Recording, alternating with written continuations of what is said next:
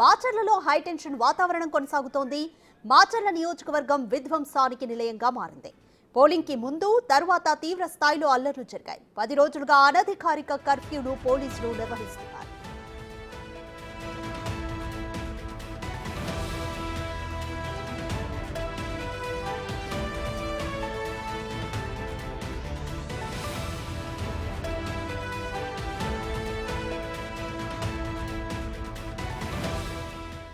మాచర్లలోనే IG Tripathi మకాం వేసి ఎప్పటికప్పుడు పరిస్థితిని సమీక్షిస్తున్నారు. చెలో మాచర్లకు టీడీపీ పిలుపునిచ్చింది. చెలో మాచర్లకు అనుమతి లేదని పోలీసులు తెలిపారు. పరిస్థితి అదుపు తప్పే అవకాశమున్న నేపథ్యంలో మాచర్లకు ఎవరికీ అనుమతి ఇవ్వమని ఈసీ తెలిపింది. టీడీపీ నేతలను అనుమతిస్తే వైసీపీ నేతలు అడిగే అవకాశం ఉందని ఈసీ పేర్కొంది. దీంతో అల్లర్లు ఎక్కువయ్యే ఛాన్స్ ఉందని చెలో మాచర్లకు అనుమతిని నిరాకరించింది ఈసీ.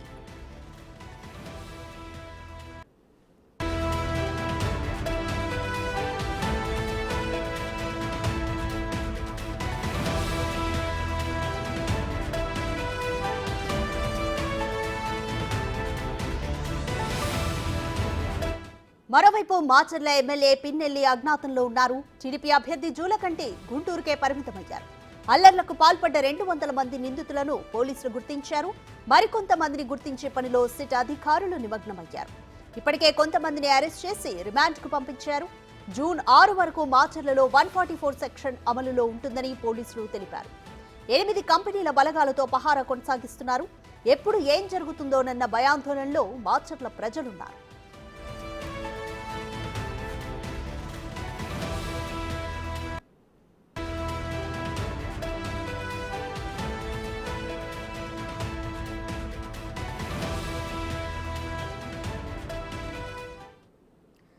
కంప్లీట్ డీటెయిల్స్ మా ప్రతినిధి శివ అందిస్తారు.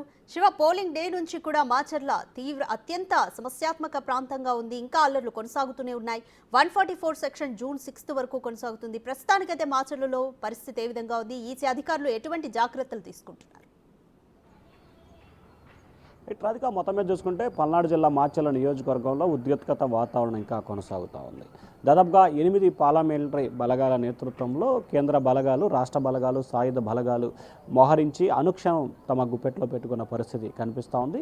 గుంటూరు రేంజ్ ఐజీ త్రిపాఠి మాచర్లోనే మకాం వేసి ఎప్పటికప్పుడు పరిస్థితిని అంచనా వేస్తున్న పరిస్థితి కనిపిస్తూ ఉంది. మాచర్ల నియోజకవర్గంలో 6 మండలాల పరిధిలో 80 గ్రామాలు ఉన్నాయి. 80 గ్రామాలకు సంబంధించి కూడా 144 సెక్షన్ అమలు చేశారు. పూర్తి స్థాయిలో ఉదయం 2 గంటల పాటు మాత్రం, ఉదయం 7 గంటల నుంచి 9 గంటల వరకు మాత్రం అన్ని షాపులు కొంత తెరపిచ్చే పరిస్థితి కనిపిస్తున్నారు. నిత్యావసర వరకులకు సంబంధించి ప్రజలకి ఇబ్బంది లేకుండా చూసే ఏర్పాట్లని పోలీసులు చూస్తున్నారు. ఆ టైంలో భారీ స్థాయిలో పోలీసు బలగాలు అయితే రోడ్డుపై వస్తున్న పరిస్థితి కనిపిస్తూ ఉంది. మాచర్లకి రావడానికి నలుదిక్కులా కూడా ప్రత్యేకమైన చెక్ పోస్టులను ఏర్పాటు చేశారు. ప్రతి వాహనాన్ని అణువణువు తనిఖీ చేసి మాత్రమే నియోజకవర్గంలోకి వస్తున్న పరిస్థితి కనిపిస్తూ ఉంది. ఇక ఇప్పటికే ఏదైతే ఈవీఎం ధ్వంసం కేసులో పిన్నెల రామకృష్ణారెడ్డి అజ్ఞాతంలోకి వెళ్ళారో, ఆయనకి నిన్న హైకోర్టు మధ్యంతర బెయిల్ ఇచ్చిన నేపథ్యంలో కూడా ఆయన మాచర్ల వచ్చేందుకు సిద్ధమవుతున్నట్టు తెలుస్తోంది. కానీ పోలీసు అధికారులు మాత్రం హైదరాబాద్లోనే ఉండాలి, జూన్ 4 వరకు రావద్దు అని చెప్పి కూడా సూచన చేసినట్టు తెలుస్తూ ఉంది. అయితే ఆయన పోలీసుల సూచనని పరిలో తీసుకుంటారా, లేకపోతే మాచర్ల తన నివాసంలోనే హౌస్ అరెస్ట్ అవుతారా అనే ఉత్కంఠ అయితే కొనసాగుతోంది. మరొక వైపు తెలుగుదేశం పార్టీ నేత, టీడీపీ ఇన్ఛార్జ్ జూలకంటి బ్రహ్మారెడ్డి గుంటూరులోనే ఉన్నారు. ఆయన్ని పోలీసులు గుంటూరులోనే హౌస్ అరెస్ట్ చేసిన పరిస్థితి కనిపిస్తూ ఉంది.